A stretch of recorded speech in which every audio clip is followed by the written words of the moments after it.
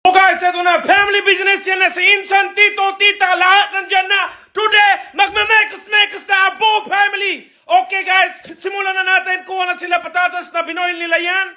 Okay, tapos yan na, balat-balat na sila Tito ko yan. At Insan, combo na yan. Sobra na sila pagod agad. Okay, tapon-tapon na lang yan. Okay, shooting. Okay, lagyan na yan, mantika na yan. Lagyan na, mekos na ni Tito yung oil. Na wala laman, okay, lagyan na sila masala. Mekos ulit ni Tito yan. May nilagay siya na sobrang madami na masala. Na mekos pa ulit. Sobra na yan. Okay, mainit na tubig. Mekos. Tubig na naman yan. Tubig na naman yan. Pinakulo, nilagyan ng gatas na may halong tubig. Tapos di ko na alam yung nilagay nila ngayon. Para na chicken yan. Patatas na yan. More potatoes. Sobra na dami na patatas niyan. More potatoes. Okay, chicken gravy. Putang na, halo-halo na lahat yan. Pero sige lang. Hindi ko na alam ano na nilalagay nila. Pero nasa India tayo ngayon. Pwede lahat. Valid na lahat yan. Mekos na slowly ni Tito yan. Okay, labas niya na yan. Labas niya na yung luto. labas niya na yan. Okay. Mekos niya na, tapos labas niya na yung iba niyan, okay. Kuha na siya harina yan. Kuha na harina. More harina. Sige, more flour, more sugar. Mekos na ni Tito gamit ang kamay niya yan.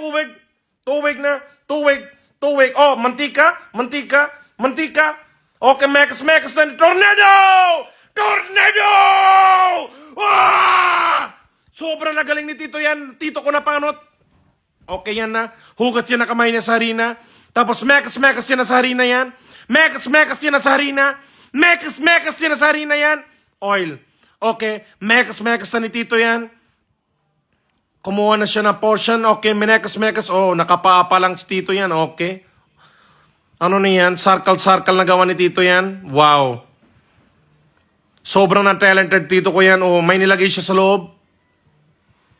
May nilagay na naman siya sa loob. Ano na yung lagay ni Tito sa loob yan? Ako na confused.